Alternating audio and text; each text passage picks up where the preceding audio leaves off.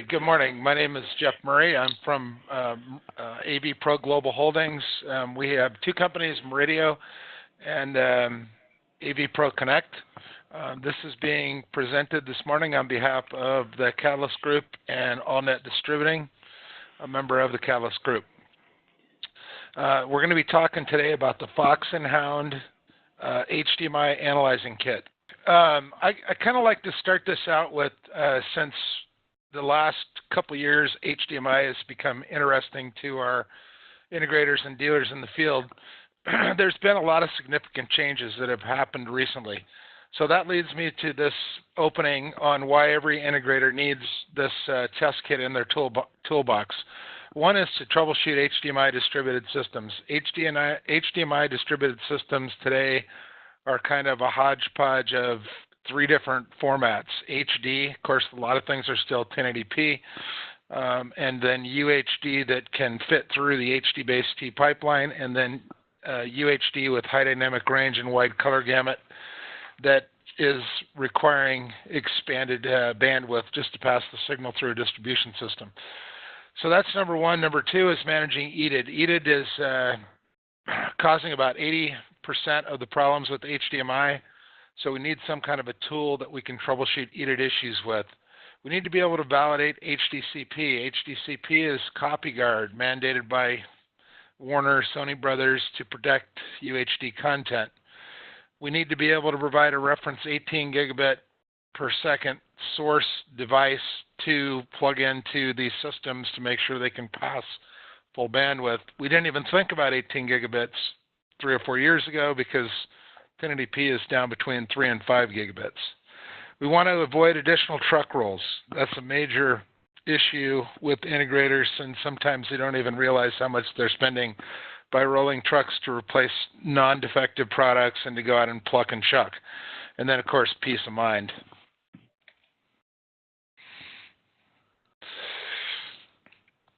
So why would you do on-site troubleshooting with the Fox and Hound?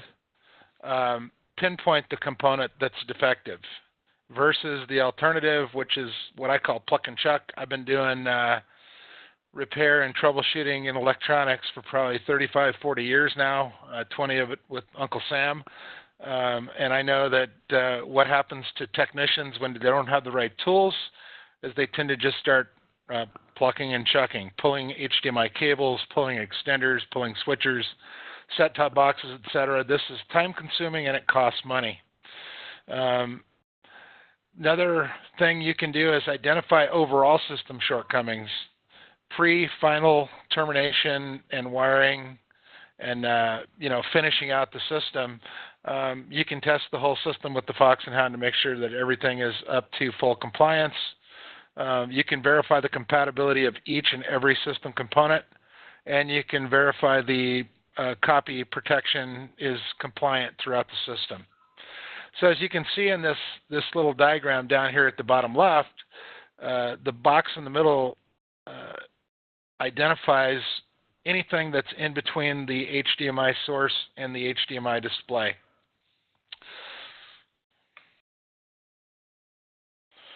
The main features that we put on the Fox and Hound, and this is a subset of the initial product that we launched, the Meridio 6A and 6G, those are also available, but this is made for the field, and the subset of tests we put on here were the cable test. So we can do full 18 gigabit cable testing. We still have the full set of display setup and testing patterns, and these are all up to and including full bandwidth 2160p60, 444, and then all the variants below that. This has a full set of HDCP testing tools for HD content, UHD content, and also gives you the ability to turn off HDCP if you want to just troubleshoot and make sure you have connectivity. Full HDR testing, HDR10, which is the SMPTE version, and the most common hybrid log gamma, which is the broadcast standard, and then Dolby Vision, which is coming on to a lot of different titles that are hitting the market. Then there's a full set of EDID tools, so you can grab an EDID from a display, move it around through a distribution system, and really dig in and find out what actually is going on within the system. Is the source sink and repeater acting properly? We're going to understand those terms. We're going to use those throughout the presentation. Source sink and repeater in HDMI speak. Source is anything that outputs HDMI. Sink is a TV or a display. And a repeater is like an AVR, matrix switch, or a distribution amp. The other thing that the Fox and Hound is it's portable and it's battery operated. It's two-piece, so techs can go head-in to in-point display projector, and basically run through full troubleshooting with the use of a cell phone between the two. I like to start troubleshooting process with the 10,000 foot level because, like I said, I've troubleshot electronics for a long time. And the biggest thing that happens when you're trying to systematically troubleshoot through a system is you can start going in circles. So I like to start with this high-level view, start at the source, and inject the desired signal through the path. HDCP, resolution, HDR, wide color gamut, whatever you want to push through the system.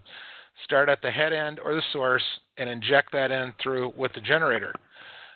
Verify that you get a picture on the sink or the display, and then keep moving the generator to the next device down the chain and repeat the process. Once you have passed the problem component, you'll see the desired image on the screen. Change the settings on the problem component or replace, re-inject the signal and verify, and this could mean like updating firmware or just replacing a bad cable. But this is the 10,000 foot view of what we're going to dig into now over the next few slides. But you always want to kind of keep in mind the global view of troubleshooting is a process of isolating defective components and either fixing or replacing them. So how did we get to this point today? Like I said, we had not in the past had to really worry too much about bandwidth. Copper had plenty of bandwidth. With our category cables, we had this great invention come out about 3 to 5 years ago with HD-Base-T that solved a lot of our extending HDMI problems. But now if you look at this chart, we've kind of surpassed that. If you read this chart left to right, you get the type of signal, the resolution, the frame rate, the color compression, the color bit depth, high dynamic range, if it's wide color gamut capable, what version of HDMI covers it, and then what's the data rate.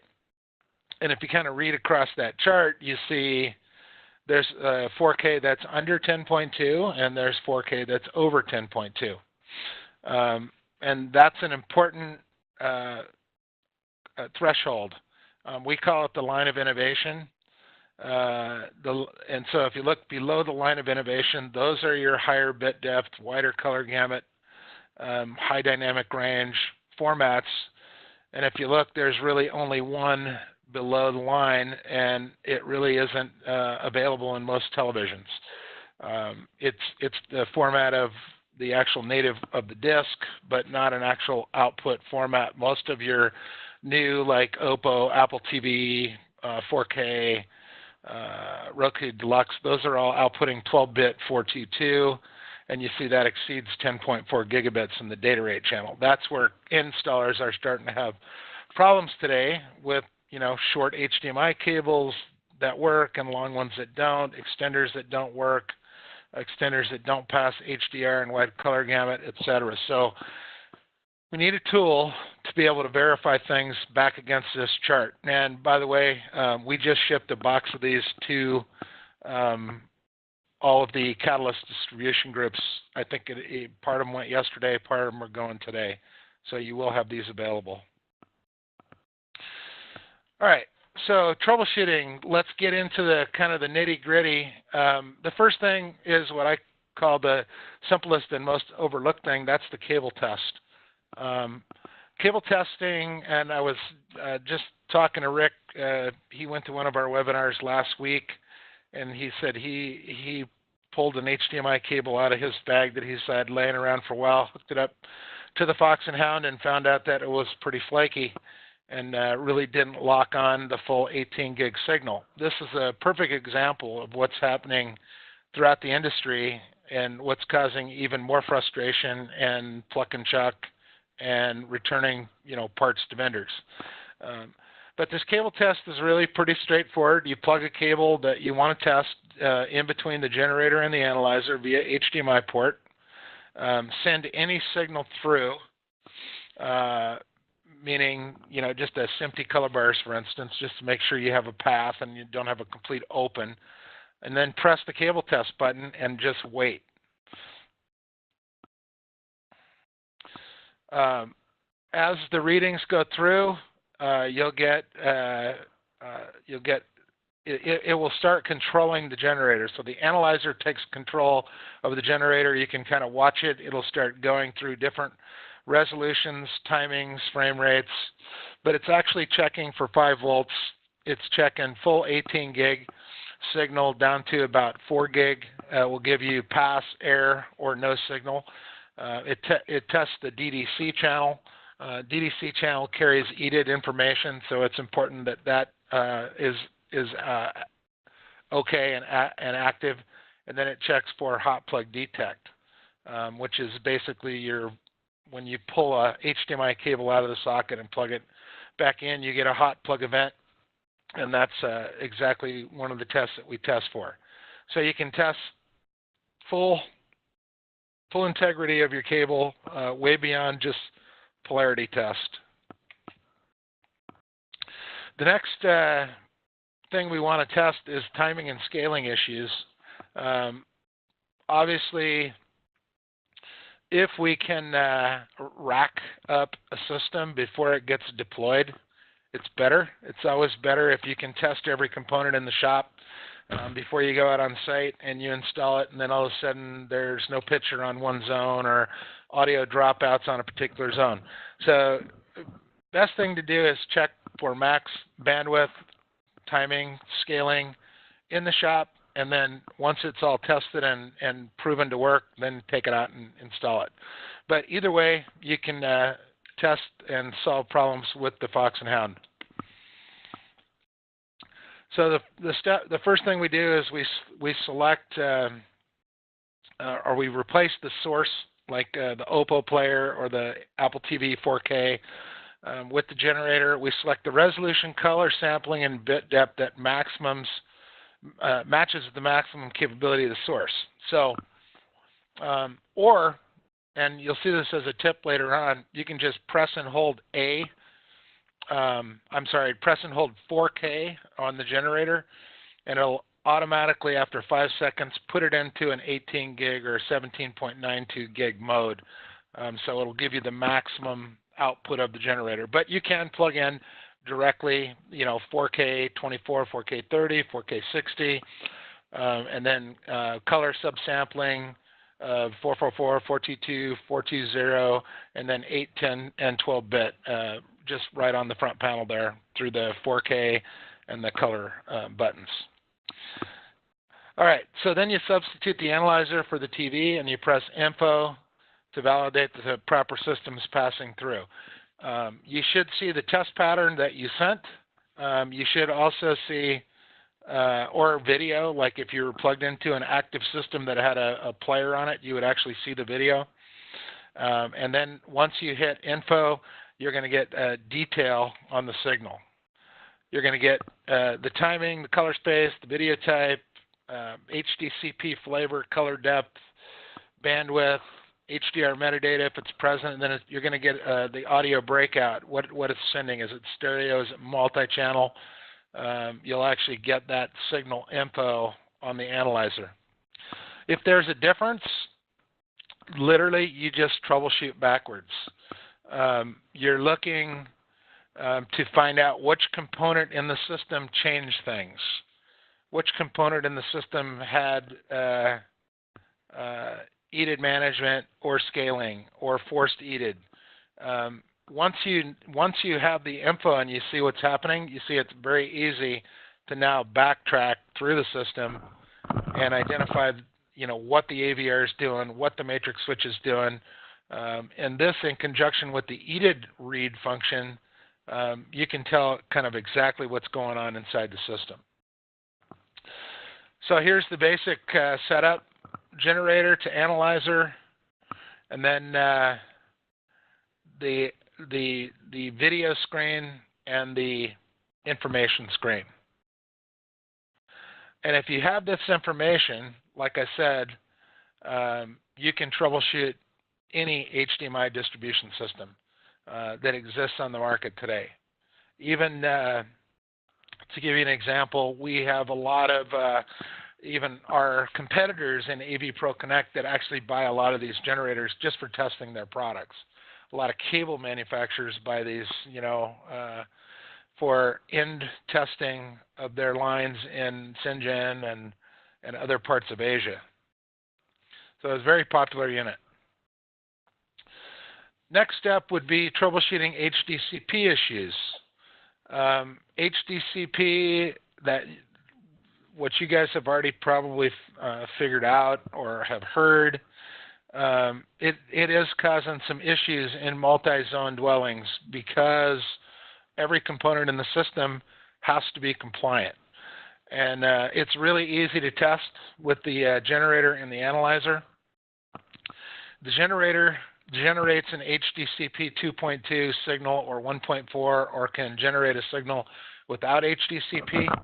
And the analyzer emulates an HDCP 2.2 display or an HDCP 1.x, or it could be placed in auto mode, which is how most TVs are set from the factory, so they can detect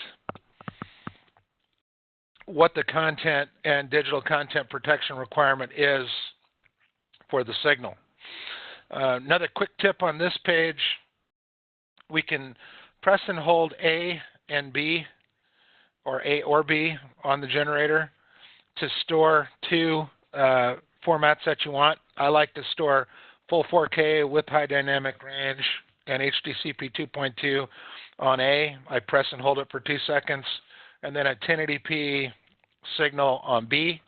That way it's really easy if I'm wanting to see if downclocking or downresing the signal will cause the signal to pass. A lot of times if a 4K system doesn't work, put it in 1080p. That's the first step. See if it works at 1080p. You can A/B that with the Fox and Hound.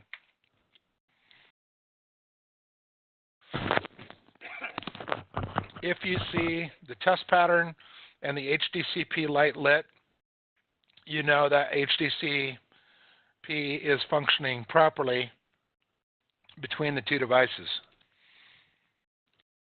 If you get noise, like you're seeing in the screenshot below, that means there's some component in the system that's not handling HDCP 2.2 properly.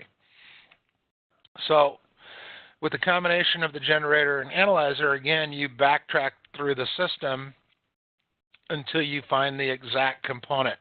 Usually this is going to be some type of an extender, an older one usually, or even fiber optic cables that are pre-terminated. Some are rated for 1.4 or no HDCP. We've seen it in AVRs, very high-end AVRs, where all the ports aren't rated for HDCP 2.2.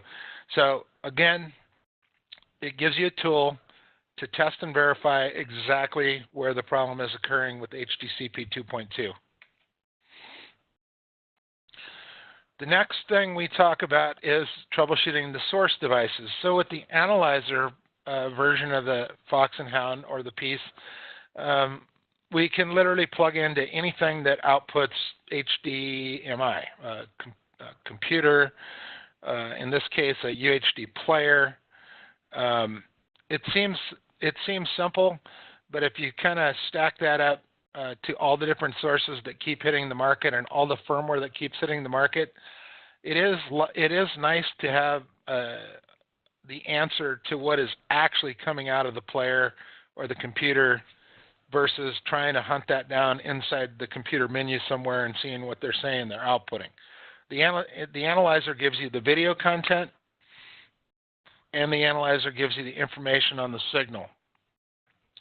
What you're trying to do is you want to match the source to the output, and things to check for is, again, 4K, color space, bandwidth, HDR, and of course wide color gamut, or BT 2020. If everything reads correctly, you know your system is configured properly. If not, you'll need to go into the source menu. I know we do that a lot on troubleshooting calls, is we can go into the source menu sometimes and force it into a lower or a higher resolution, and then retest the signal with the analyzer. The next step we talk about is troubleshooting the sync device. The sync device, as I mentioned, is any display or projector, anything that receives the HDMI signal. And in the next set of slides, you're going to see where we talk about a trusted HDMI cable. What we mean there is either a short one that has passed 4K HDR wide color gamut in the past, or it's the one that actually comes with the generator. We ship a shorty that we've tested. It's about a 1 meter cable, maybe 2, and it's tested, and it passes 18 gig every time. So what you want to do is you want to select test pattern from the generator using the up and down arrows, then choose the resolution you want to distribute. And in this case, again, there's our tip. Hold 4K down for 5 seconds for the maximum resolution. And then you press the color button to set the chroma subsampling. And for example, a maximized UHD player today, which of course that is a little bit of a moving target, but today is 3840 by 2160, 24 frames, 444 12-bit. That's the output of the player. I know some people have gotten a little confused with this because, like for instance, the Oppo player actually gives you the disk format and then the output format in 2 different places in the menu. But most all of these streamers most all of the UHD players, that is the most common format coming out of them, and that is above 13, 14 gig. The test pattern should appear on the display. If not, start decreasing the bandwidth or downclocking until you see a picture on the screen. And that's going to end up being the maximum resolution available for that display to reproduce.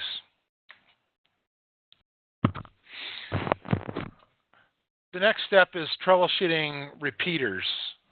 A repeater, if you recall, that's anything that has both an HDMI input and an HDMI output in the same device. So it's called a repeater. And testing is pretty straightforward. Same idea, except you have to have 2 trusted HDMI cables. You literally plug your generator into the input, and you plug your analyzer into the output, and you test from there. Here's kind of a look at testing on a distribution amplifier. We're generating a signal into the DA, and then we're analyzing the output of the DA, and what we're looking for is changes, scaling, EDIT management, anything that could have changed with that repeater in the middle. And like I said, repeaters do cause a fair amount of the issues. I know a lot of times when our technical support team gets involved in calls, the tech will say, well, yeah, it's just a Apple TV, or it's a Roku connected to a Sony XYZ, and then they forgot to tell us, we went through an AVR, and that kind of changes everything, and we have to go back and troubleshoot that AVR in the middle also, or that repeater. And at times, you may find out, like in this example, the repeater may not be able to pass the resolution or the maximum resolution from the source, and in that case, you may have to either change the output resolution of the source, but overall, this is going to dumb down the entire system capabilities. It's kind of back to basic matrix switch philosophy when we were going from 720p to 1080p, and a lot of systems just dumbed down to 720p. Next up is troubleshooting extenders. Extenders in this example are using category cable. Extenders can be fiber optic. Extenders can be HDMI over IP. This example in the diagram shows us we just take our generator, plug it into the transmitter HDMI input port, and we take our analyzer and put it into the HDMI output port on the receiver. Traditional HD-based T, it maxes out at 10.2. So anything above 10.2 is probably not going to pass anyway, and it really works out to about 8.91, and you could get the actual bandwidth from that chart that we're sending and in the previous slide. This one on the screen here happens to be our new 44440, and we have a 44470 extender using HD-based T transport with basically a color compression. So that one that you see on the screen right now will pass 10.2 over the category cable, but you can input a full 18 gig signal on the front end on the transmitter, and you get an 18 gig signal on the output at the analyzer. And you get visually lossless picture when that's connected to a source like a UHD player or one of these new 4K HDR wide color gamut streamers. Select info on the analyzer to read what's being output. It should be the exact same thing that the generator was sending. This is also a good time to toggle in HDR, turn it on and off, making sure HDCP works through the extender. You could do basically full testing and figure out what the maximum signal is going to pass through whatever set of extenders you're using. Like I said, fiber, copper, HD-based T, copper, HDMI over IP, or whatever the technology is to extend the format. It needs to be able to pass the high-value signal you're trying to push through the system. All right, so troubleshooting HDR. HDR is what has made extremely high impact on video display sales in the last year. I mean, it literally, I read an article even this morning when the Apple TV 4K was announced 2 or 3 days ago. Actually, it was announced about a week ago. It started shipping 2 or 3 days ago. This morning, if you Google Apple TV 4K, you'll see a whole bunch of articles on Amazon has now dropped the price of all their 4K content. So because part of the Apple TV 4K was to take all your iTunes 2K movies and convert them to 4K for free. So that's Amazon's reaction, which means this is going to be a big boost for 4K and a big boost for our overall industry in general. So HDR is fairly straightforward. There is an HDR metadata in the stream of content that actually tells the display what to do and when to go into the HDR mode and what HDR mode it is. The two primary competing technologies right now are Dolby Vision and HDR10. HDR10 is the SMPTE, or Society of Motion Picture and Television Engineers version, so it's license-free. Dolby Vision does require licensing, but there are some additional capabilities with Dolby Vision that we like, mainly scene-by-scene content, and it's only going to get better over the coming years. If you haven't seen it or your customers haven't seen it, it would benefit you to show it to them. So let's talk about distributing it. The three main formats of HDR are listed: 4K 60, 444, 8-bit. It's most important. If that passes, most everything will pass. A lot of your gaming content, and gamers are driving 4K and 8K. A lot of your gamers are looking for higher frame rates, so 60s where they're going to be, and limited chroma subsampling, so 444, and then 8-bit. That is 17.92 gig. Most of your streamers are 4K 60, 422, 12-bit, and most of your video-based or film-based content are going to be 4K 24 or 30, 444, 12-bit. So you can see that's about 14 gigabit right there. It is highly recommended that you check these three signals throughout every component in the system. Matrices and extenders are the ones that typically can screw this up. If you look at some of our products later on AV Pro Connect, you'll see we pay particular attention to making sure this happens correctly with our whole line of Ultra HD matrices and extender solutions. If your system can handle all those above three formats, then you know you do have a robust signal and a robust signal path that will work great for all your sources. This has been kind of going around. That's what I was kind of mentioning earlier, this 4K 30, 420, 10-bit HDR, which fits under the 10.2 cap. It's a myth. That's actually what's encoded on the disk. It's not what the source's output. It's native format on disk. But that does come up in marketing literature every now and then, that we can do it. And it's great that you could do it. Unfortunately, there's no TVs that can support it or play it out. You must check HDCP 2.2. Sometimes HDR doesn't pass if HDCP 2.2 is not present. And just remember, HDR is your friend. It does, if you do a side-by-side with HDR, SDR, through distribution system, it's a night and day difference in viewer quality.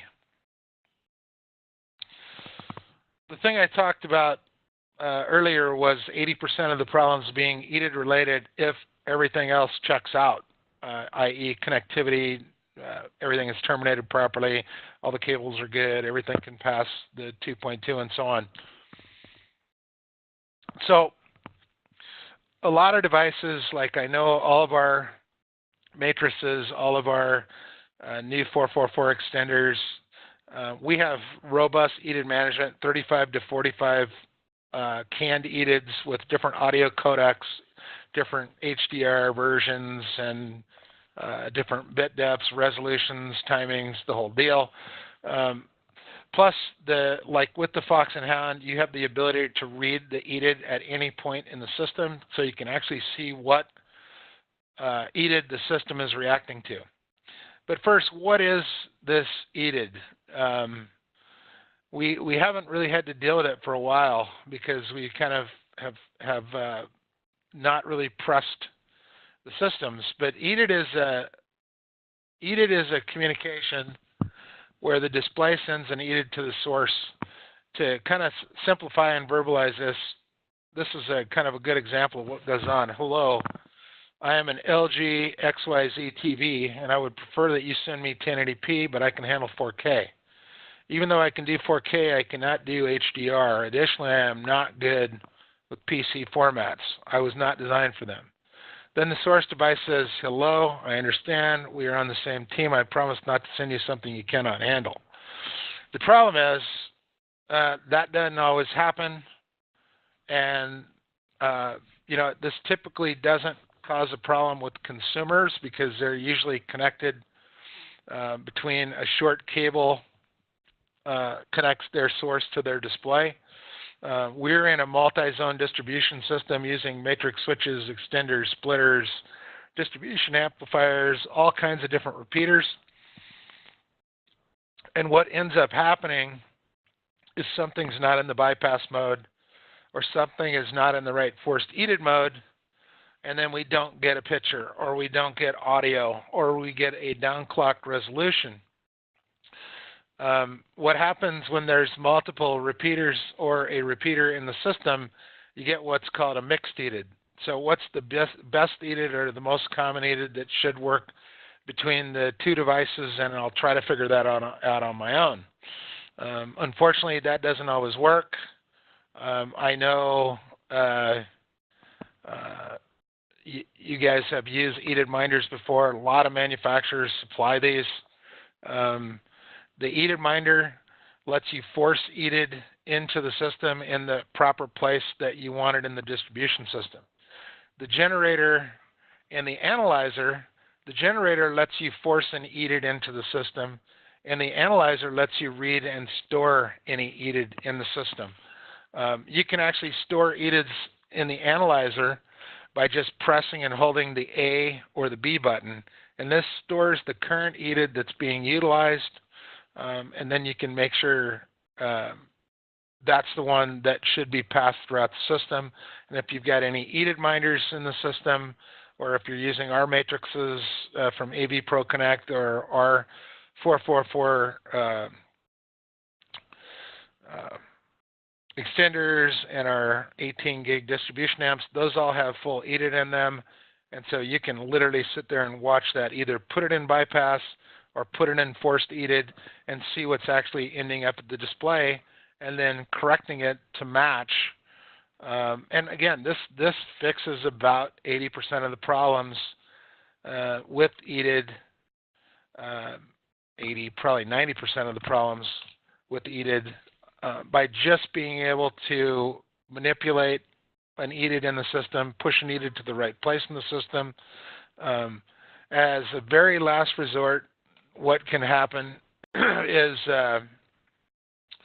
you may have to load new firmware. And, you know, everything has firmware on it these days, especially with technology coming at us extremely fast. So you may need to load new firmware in the display. You may need to load new firmware into the repeater or into the actual source device itself. A lot of devices will do a spoof EDID to force a signal onto the screen. The problem with that is it may not be exactly what you want. So you may get a picture, but the picture may be 1080p, or it may be without high dynamic range, or with the right audio codec. So you've got to pay particular attention to this. This is a really simple test also. You can, with the generator, you can plug it into auto EDID mode. You just press the auto button, and this will put that EDID into the generator immediately. And then you can use that to emulate EDIDs precisely and show how any source in the system reacts to that EDID. So, as I was mentioning before, AV Pro Connect, if you want to look at that line, all the products in the line, for the most part, have very robust EDID management. Okay, so that's kind of some specific troubleshooting, and here's some common problems that we see over and over again. No video. You know, you get a whole system put in, and there's no video. The only way you can troubleshoot that is with our troubleshooting guide at the front. Just start at the source and run a generated signal through the system, downclock it until you start getting picture and data on the screen, and then go from there. No video can be caused by a number of different things, you know, invalid formats, just some component in the system that's defective, or even simple termination of a category cable is not correct. No 4K. No 4K when you expect 4K. You have to be able to troubleshoot through the system with the Fox and Hound. You may need to manage the EDIDs on each repeater and the display, but you may need to optimize the system for 4K, and you can use the info button on the display remote to see what the television says, but that doesn't always give you the full story either. That usually doesn't give you the chroma subsampling, and nor does it give you the bit depth. So just not getting 4K. Incompatible video. Incompatible video, it happens when the source, the sync, and the repeater aren't on the same sheet of music, and you get incompatible video signal on the display. Usually it has to do with scaling also. If there is a scaling issue, like I said, most of the AV Pro stuff has scaling built in on every output, so you can deal with that. If you send 4K to 1080p TV and you don't do anything, you will get incompatible video. Discolored video. Discolored video is sometimes called a color space mismatch. This is usually green or pink. It's when the display thinks it's seeing a PC versus a UHD player. A lot of times you can fix it by just sending in the right signal, like RGB instead of YUV or vice versa. Very common issue with PCs and Macs. Sometimes the display might think it's a PC or Mac, and sometimes it may think it's seeing a UHD player. So that's a color space mismatch, usually pretty easy to correct at the sync or the source if the sync has the settings available to make the change. Source problems. Again, you can check any source and just plug the analyzer in directly, check for maximum output that you want to see, and decrease from there, and you'll get the maximum capability of the source device. So that's kind of a fairly quick and dirty run through basic troubleshooting on the with the Fox and Hound. It's an all-in-one kit, inclusive in a ruggedized case, battery operated, and available from the Catalyst AV group. You can see there's 32 locations throughout the continental U.S. And again, this presentation is being presented on behalf of AllNet, with locations in Troy, Michigan, Elk Grove Village, Illinois, suburb of Chicago, and Minneapolis, Minnesota. Thanks, and at this time I'll take some questions. Okay. All right. Thanks, Jeff. Yeah, we just opened in Edina, Minnesota this week, and that's where I'm at for the week. Outstanding. So, that's cool. Yeah, it's cool. So. All right. So yeah, we do have some questions, some general questions. Bradley is asking why are no manufacturers using 30 frames with better color instead of the higher frame rate with worse color. It seems like that's kind of the case sometimes. Yeah, and I think a lot of it has to do with the UHD Disc Alliance. They come up to an agreement of how much content they can actually place on a removable disc, and really everything comes down to, at the end of the day, is available bandwidth versus return on investment. In other words, if you kind of look at who's been the slowest on this whole 4K HDR rollout, has been satellite and cable operators. Yeah. And it really is because the tipping point hasn't been reached yet. And so they don't want to give up bandwidth to get higher picture quality through the pipe. Now, because obviously they're going 20,000 miles up in the air and back, but yeah. As far as the discs go, we could go into a whole litany of explanations why color compression is okay, and go and talk about the rods and the cones and the human eye and the whole deal. We have been doing color compression for a long time. I mean, the Blu-ray native disc is 1080p, 24, 420, 8-bit. All your DirecTV and your satellite and your cable operators have always been maximum, 1080p, 2460, 4208-bit, because that is the MPEG-2 transport stream, and it has ties back to broadcast. So I can see where that's not going to change. It would require a lot of different players to come online, but I think it's coming. It's nice to see that the streaming devices are coming and including Dolby Vision and HDR10 like this new Apple TV. And it's nice to see that home bandwidth is increasing. So we're still having to compress with H.265 and HEVC, but that bandwidth pipeline is growing, and this is only going to get better over time.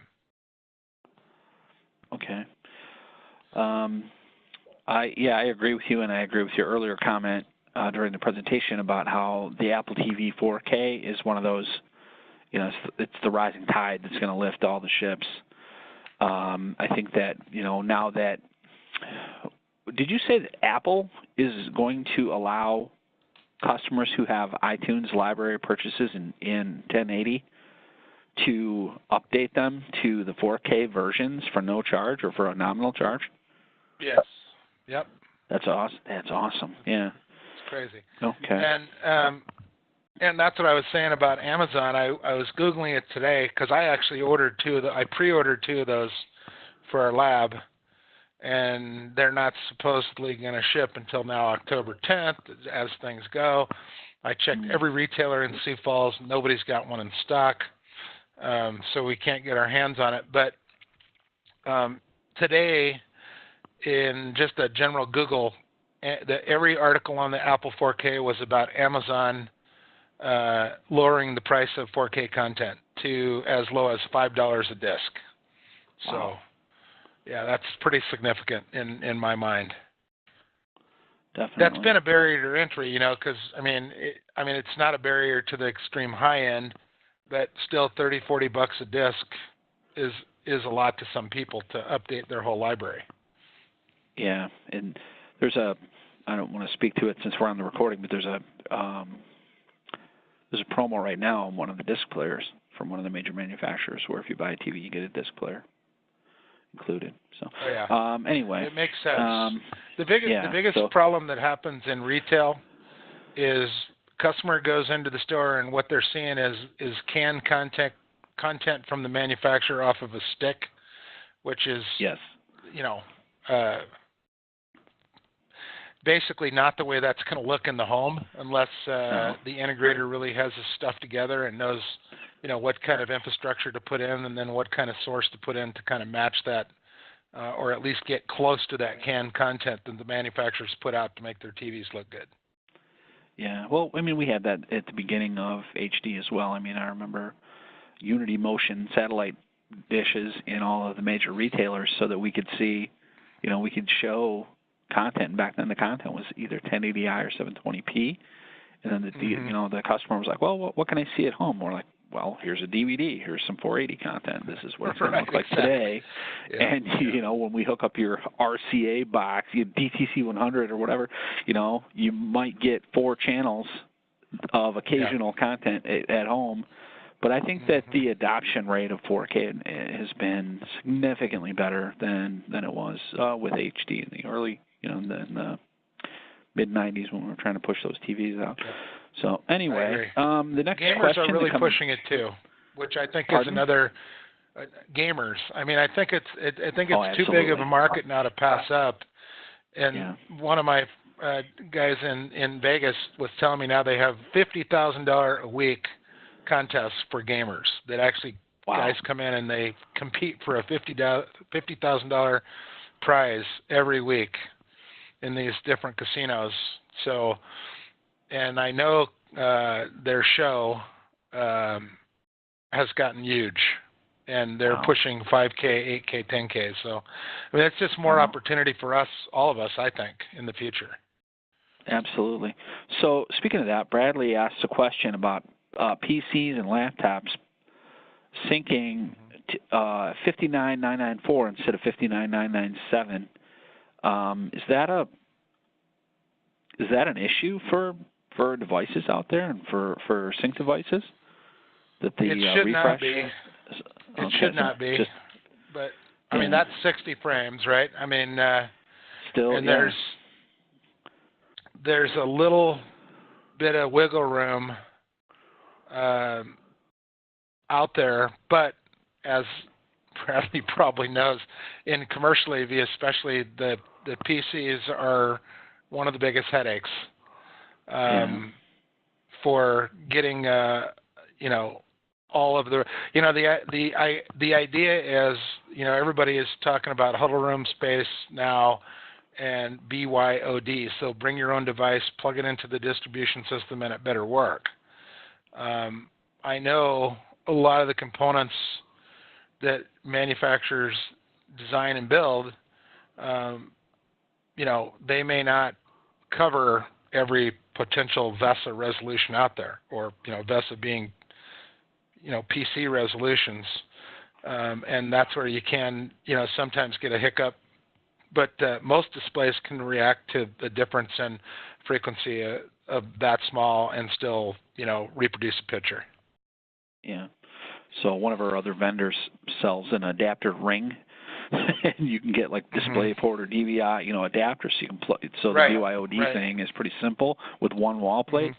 But some of the questions that can we also can we test using an adapter ring like that? Can we test like the DisplayPort cables? Like I mentioned earlier that I had cables in my laptop bag that I started testing, and I didn't test. I had a DisplayPort cable from my old laptop because my old laptop was DisplayPort out, and I had a DisplayPort on one end and HDMI on the other end, and I use a cable all the time. Can we? Yeah, you can test. You can test that with the analyzer. Okay. Yeah. I know you're talking about TechLogix probably. And no, it was just a cable I bought at Fry's. Oh, gotcha. So, okay. Yeah. So basically, the rule of thumb. Laptop that had DisplayPort out. Gotcha. Yeah. So whether the signal gets converted or not, so it could be a conversion from VGA to HDMI, whatever. So long as you have an HDMI input port and you have an HDMI output port. So yes, you can test it. But you're not going to be able to do a cable test. What you will do is you'll take and press and hold that 4K button if that cable should pass full 4K, and output the signal that way. The cable test is based on the HDMI cable's pinouts. So if there's a conversion happening, the actual cable test itself won't run, but you can achieve the same result by outputting 4K and then toggling in HDCP 2.2 and HDR and so on. Okay, so that way you can basically just check out the capability of your final assembly of components. Correct. Okay, Correct. Yeah, like you were describing earlier. Yeah, I think that's invaluable, especially for the companies that are doing kind of commercial and especially these light commercial jobs, like you said, these small huddle spaces. So, we're used to putting in, hey, hang some 70-volt speakers and put in an amplifier, put in a paging system. And, oh, by the way, here's a super complicated video need that we have as well. And I think a lot of our guys are up to the challenge. They know how to hang projectors. They know how to hang panels. They know how to put in, a small scaler. And then it's, there's just a lot of, variables. And I think there's a lot of variables today. We did a class at CEDIA. I did a class that went off fine, and then my buddy from Boca Raton, Florida, he had to return to Boca Raton because that was the week of the hurricane, and so a whole bunch of people just left, and he had classes to give, so we covered his classes. They brought in 2 brand new Sony ES5000s, and they wanted to distribute 4K. HDR, and besides one of them having a forklift hole through the case, we had to use EDIT management to get these things functioning properly. and Wow. and you know, and I know Sony is a big recommender of our products. In fact, I know Philip out in the San Diego office holds them up at all of his classes and talks about using the Fox and Hound and the 6A and the 6G and using our extenders with their different components, because you know Sony is kind of on the bleeding edge of HDR distribution and you know high-end video, especially with their with some of their new line projector stuff out there. It's really good stuff. But again, putting it into distribution, it you've got to make sure that everything is working properly together. Well, a week from today at our headquarters in Elk Grove Village, we're going to have our event with Andrew Turner's going to be in the building, and a representative from AV Pro Connect is going to. Are you coming down, or is Jared coming into the territory? Jared's coming down. He's got a really great presentation put together. I actually would love to come down, but my nephew is getting married next week, so. Oh, okay. Well, yeah, in Sacramento. We'll see you on another. We'll see you on another event. So anyway, yeah. So we're looking forward to it. Yeah, they absolutely recommend your product, and I've got my sample here on my desk. Is the let me see, EX70 UHD. I didn't grab a 444. I grabbed a UHD. Yeah. So we're showing the form factor and stuff like that of the extenders. So, all right. So back to the questions here. Bradley said, just a comment about in the presentation, having to hit OK after the cable test in order to see all that. Yeah, he's right. He's right. Yeah, well, anyway. He's a stickler, right apparently. I mean, he was probably on one of our previous ones. I talked to, I got that one called out on me on one last week, too, and I forgot about that. You are correct. If you hit cable test and you don't hit OK, you'll be watching it for a long time. Oh, okay. So well, also hit the cable test button and then hit OK. Since we're talking about details here, we misspelled Kaleidoscape on the presentation. Okay. So, and I only know that because, our company reps it on the rep side of our company. Right. Anyway, so let me see. Brad also says he's had cables pass a test but will still drop signal due to EDIDs being dropped. How can we troubleshoot dropped EDIDs? I think what you got to do is like the section on EDID troubleshooting and making sure the right EDID is correct throughout the path through the source sync and repeater. So that may be a combination.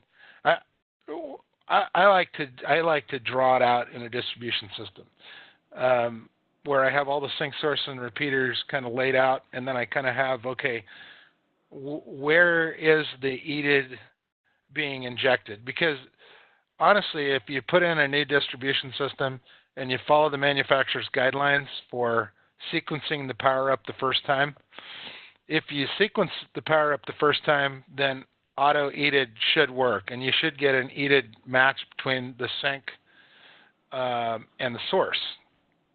But obviously that doesn't happen, and systems don't always get powered up correctly, or they don't get powered up based on the manufacturer's procedures. Then we got to go out and we got to, like I know on ours, it's like press and hold input 1, and then you can pick a canned EDID, or you can pick the EDID from output 1 or output 2 or 3 or 4.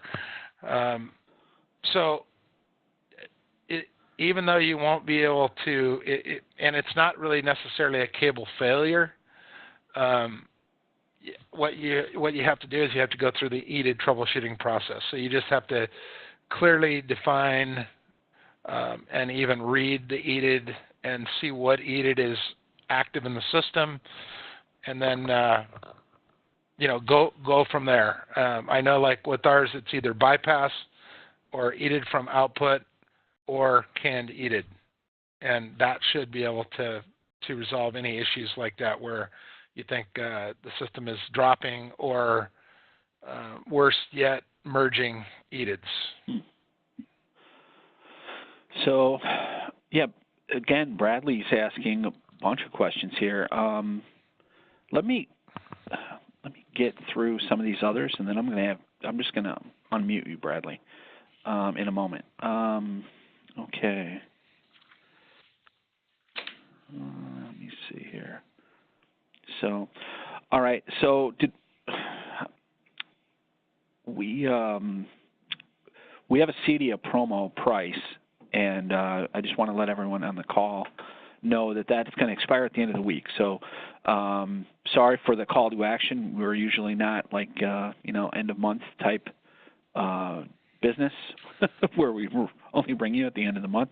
But yeah, we definitely have a call to action on this one. So it's a pretty significant savings. So please, if this is something that you're interested in, there is definitely savings that we can offer through this week. Let me see here. And it's a CEDIA special. Yep. It's for the month of CEDIA. And for the kickoff of the Catalyst group. Yep. Oh, nice. Okay. All right. So Bradley's asking about EDIDs, and he's correct that there doesn't seem to be a lot of info industry-wide about how EDIDs work. Let me see. And he asks, is it a recurring active signal that runs down from the sink to the source? And you kind of touched on that. Like, my experience of it is that you have to sequence the source and the sink so that the source can acquire the EDID from the sink device. But a lot of times it seems like, especially in switchers, it gets convoluted and you wind up dropping. And he's mentioning a switch that he used that would intermittently drop the EDID from 1080 to 720. Yep. So Bradley, go ahead. No, that's true. I tell you, if Bradley is on the line, I know he is. If you want to have an in-depth discussion on that, our guy Matt is he's on those calls almost every day helping customers. And he's actually helping us write an HDMI field guide right now, which is about a 50-page guide on HDMI troubleshooting that will include fairly in-depth analysis of EDID and sample EDIDs and kind of what to look for. Also, Bradley, it sounds like maybe that the Fox and Hound may not be enough for you. There is another product out there called the 6A and the 6G that lets you actually go in and dig into the AVI info frames, the HDR info frames, metadata for HDR, and so on. So the Fox and Hound is more it's going to get you out of 99% of the pinches in the field that a tech is going to run into. But if you want to go into some in-depth analysis, then you may want to take a look at the 6A and the 6G, which is kind of the big brother to the Fox and Hound. Okay. And it has a PC interface. So yeah. So I see that he has unmuted me. I love these conversations about things that seem to be and have been gray areas for so long, because we experience this stuff in the field. And it's funny you talk about, running out with a truck and doing a yank and chuck or test and chuck, whatever that term is. But pluck and chuck. I mean, I've seen a number of our guys, doing that just because they're running these long 50-foot HDMI cables that they quote unquote say that they've even tested internally, just hooked up to a Cisco video camera and a display, but that's not enough of a test. It's like, so I found this article from a guy who was basically stating, hey, stop using HDMI because of, number one, its history of where it came from and, coming from the DVI world, and that it's really been this imperfect, digital somehow lack of standard sort of dimension yet. And so with that, I'm just trying to put I really want to know how it works so that when I get in the field, I don't make the same mistakes. But at the same time, I don't want to be the guy that says, we just don't touch HDMI, we just use extenders. And Yeah. And it seems like that's the only way, the only philosophy to deal with HDMI is, keep the cable run short as possible and get away from running anything over 25 feet, period. Yeah. Well, and where that's coming from is because the internal, and we could, go into a little bit more depth on it, but, as this bandwidth thing increases, the heat generated by the components that make up these different devices also increases. I mean, literally as bandwidth doubles, heat doubles. Yeah. So what happens when you're designing things, the HDMI does work for 99% of the customers, because 99% of the customers who use HDMI are buying their products at Walmart and Best Buy and so on. Yep. And we're working with the 1% who wants to extend it beyond, like you said, 25 feet, 5 meters. For the most part, if it's a well-constructed cable, we find that they work pretty well. Once you get above 5 meters, you get to an 8 or a 10, and 15 is kind of pushing it on a passive cable. Like you said, they don't work, or they don't work all the time. It's intermittent. Some of it has to do with heat. Some of it has to do with the turnaround time on the HDCP keys. We just recently took the Fox and Hound with us on a job, and we did. We're trying to remediate a big matrix switcher project with 6 displays and 3 training rooms through a matrix switcher, and I took and ran the standard 1080p 60 frames with stereo audio, without HDCP, and it ran perfectly. And I literally had the generator up in front of the room, in front of the customer, with the HDMI lectern cable plugged in. And I took his laptop and then plugged it into the lectern cable instead. And then his cable, it wouldn't work. Even after I restarted the PC, made sure my external display output was looking at 1080p 60 for supporting, extra display in mirror mode. Then I'd pull it back out of the PC, put it back to the generator, boom, we get our color bars back. I did that 5 times in a row, and I could not get his laptop to send 1080p over that. What did the analyzer say the laptop was outputting? It was outputting 1080p 60, RGB 444, no HDCP, 8-bit color depth at a 4.455G bandwidth. Okay, so the signal you were putting into it was 1920 by 1080 RGB 444 8-bit? Yep. But the display was not able to, and you said no HDCP.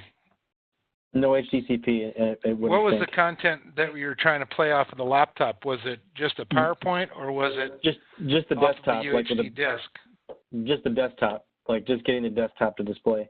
And my timing, when I put the analyzer directly on the end of that cable, the only thing that was odd is the timing came up at 59.994 instead of 997. That's the only variation. It's the weirdest thing I've ever seen. What was the display at the other end? It's a Sharp PNR 90. It's a 90-inch 1080p screen. Okay.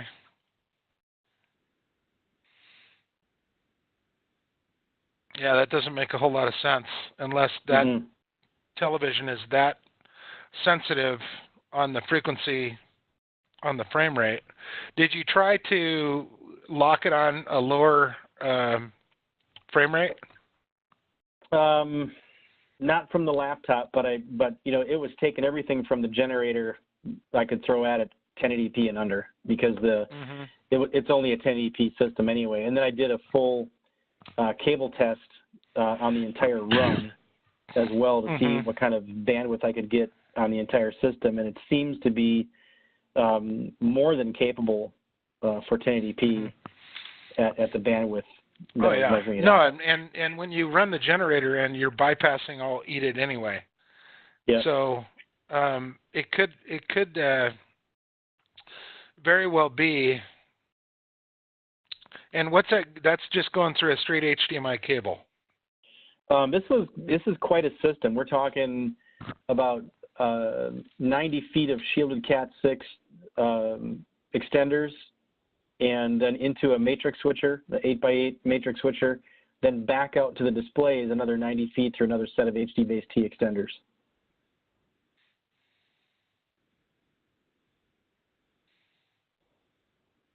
And what I was showing, so you never did resolve the issue?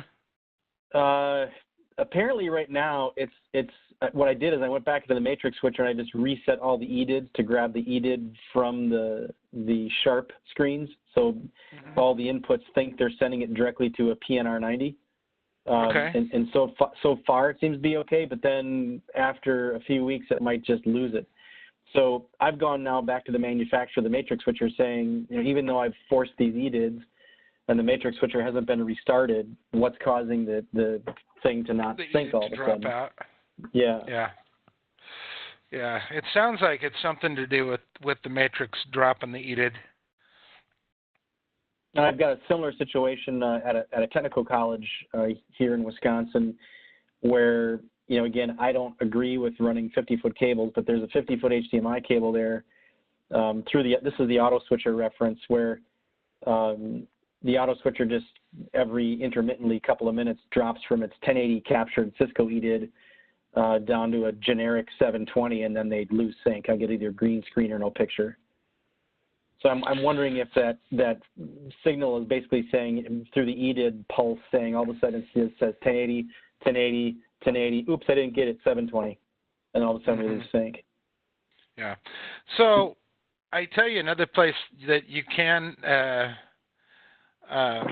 another way to solve this is we've had really good luck with this SC1 product. I don't know. Have you heard of that? No. So I have a quick question. When you say it dumbs back down to 720, is there a 720 sync? Is there a 720 display in this matrix somehow, and it's keying off that? Nope. Everything's set for 1080. Even in the back end of the Cisco SX80, the input is basically looking at a medium profile. I've tried all the profiles, both normal, medium, and high for 1080 on the content input, so it's looking for 1080.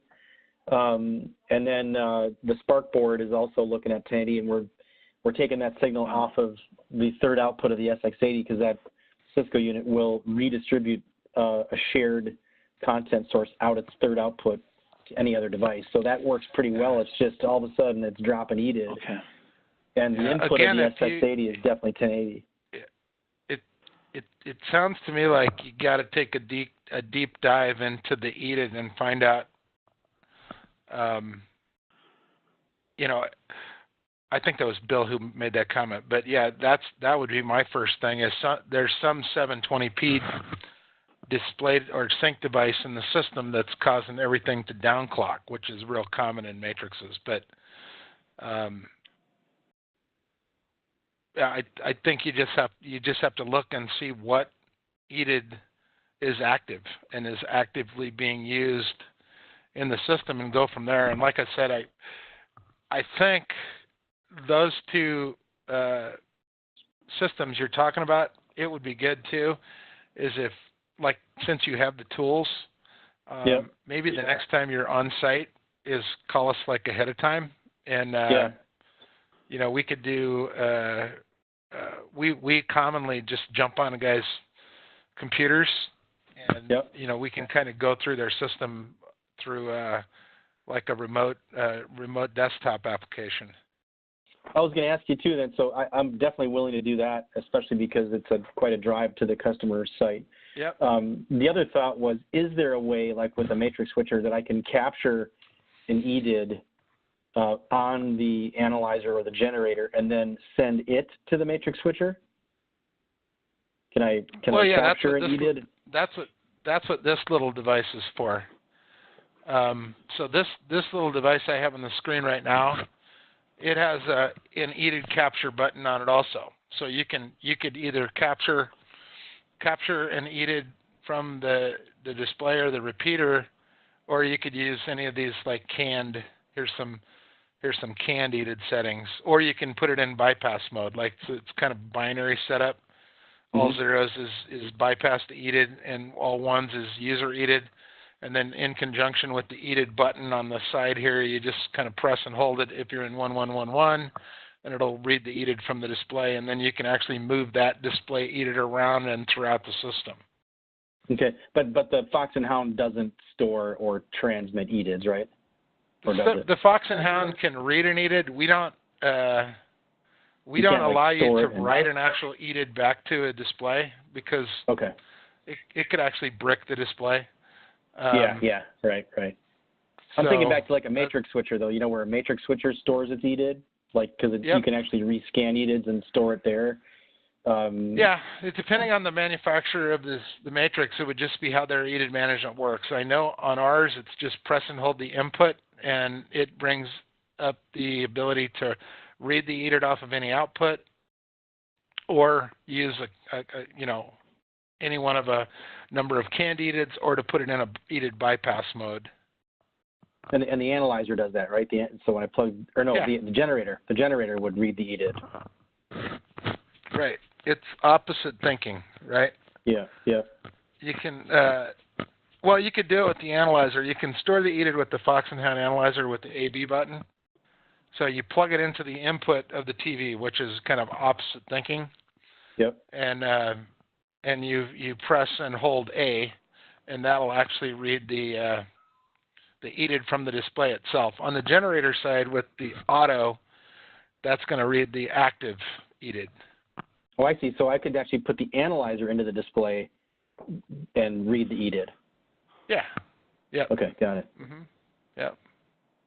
So, but like I said, I think you'll like this HDMI field guide we're coming out with, and you need to schedule I think a time with us the next time you're out, or that we can do this through remote desktop, and I can get it set up with one of our top techs, and that's kind of the stuff he's dealing with every day. I talked to Matt one time on my way to the site the first time to find out that you got to press the OK button after the cable test. So I know who Matt is at least anyway. But yeah, I'll definitely try to set something up next time we go if that's okay with you guys. I would. Yeah, it's perfect. No, we would love to support you on that.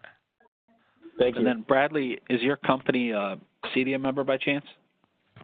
I don't think so. Okay. I have to find out.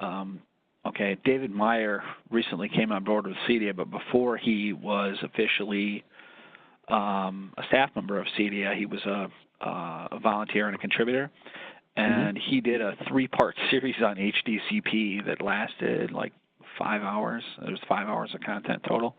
So David is he's part of the HDMI consortium, and he was the founder of Cords, the cable manufacturer. Anyway, so David he's like a wealth of knowledge on HDMI, and he's got a couple papers, and like I said, those 3 webinars were specifically about HDCP 2.2, but he also has a bunch of papers now about HDMI that it's having another amazing resource that's available to he's a super sharp guy to the community for free. Yeah. Oh, David's awesome. Yeah. Okay. Appreciate it. Okay. All right. So well, I think we went way off piste here, so I think I don't even know. Walter's going to have a good time editing this one to find an ending. So, Bradley, thanks for participating. And no worries. This is exactly what it's for: is to stimulate the conversation and to find reason. So I'm glad that you're having some success with this thing in the field, and hopefully you'll get with Matt and Jeff and resolve that big project that you've got. I've got some questions for you after the call as well. So that sounds great. All right. Does anyone else have any questions about the Fox and the Hound kit? If so, you're welcome to either ask them in the chat box, or you can unmute yourself and ask some questions. We've got so Jeff's training and presentation about benchmarking your cables, benchmarking your extender sets, and then also testing on the completed build for from the source through the cabling or extender set to the switch, and then from the switch through the cable and or extender set to the sync display. I mean, this is like an invaluable test to be able to do to confirm or disconfirm an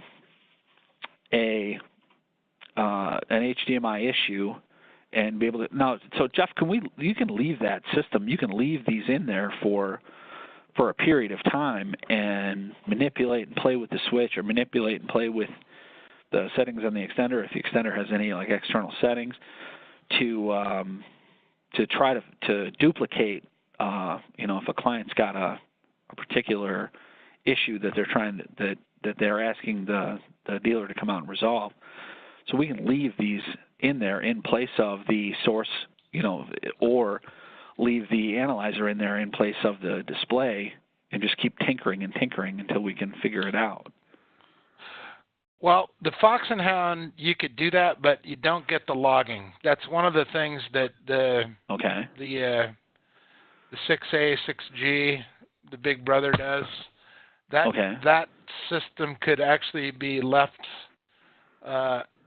This one here, this could be left in a system for up to 180 days, and that would be really for intermittent testing, right? So, customer calls in periodically, Thursdays in the evenings and says, look, this TV has started flashing again or dropping audio. We could put the analyzer into the system and check for frame-to-frame comparison, 5-volt drop, 5-volt errors, hot plug detect errors, and then actually log that information into a CSV file where you could go back and find out exactly when those glitches were happening, and then track it back to some kind of either a need for a shielded twisted pair in the system, or some kind of a EMI, ESI signal coming from something else inside the building. That's usually what causes the issues. I've even seen it where a neon light turns on and all of a sudden the TVs start flashing in a building. So, but that is not available in the Fox and Hound. The only way that, in other words, the logging capability is not there. You could absolutely still set it up into a system and just monitor the results. So, I'm glad you brought that up, Jeff. I wanted to add maybe one more thing. I know we're way off base, but just maybe as after the meeting's done, if you guys have any resources about those exact potential additional interferences like EMI, RF, and all those kinds of things, and what we can do to help understand, because I think there may even be some of that going on in this project. There's two things, right? I mean, before we end, that's one of the reasons why fiber is starting to take off, because fiber optic is not susceptible to interference because it's basically light until that very short span of time when you convert it back to copper. Yeah. And then, of course, with category runs with HD-based T, shielding is normally, correct the problem, in a system. Yeah. Most of your commercial stuff going in now, it's all STP, solid copper, and that tends to work pretty well. But fiber is the ultimate solution for no interference. What about things like 3G SDI and 6G SDI and 12G SDI? Is that? Well, sure. But those are broadcast standards, and so you're not going to see that in a commercial AV install, in residential or commercial. The only place really you should see SDI and especially 3G and 12G and all that is in production, post-production, where they actually have full access to the content before it goes into distribution. Okay.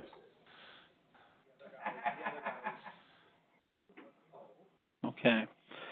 Well, Jeff, I'll follow up with you, and we'll see if we can't put together some sort of matrix for the 6G, for 6A, 6G versus the Fox and Hound, or if that exists. I got that. We can share that as well. Okay, we can share that as well. So I have All right. our marketing guy. I'll get that to you. It's just Okay. I think it's just a spreadsheet that shows the Okay. differences between the different units. Okay. Well, I don't see any more questions coming through. I don't see anyone unmuting. We're going to go ahead and end the presentation. So thank you, everyone, for joining us today. And again, thanks to Jeff.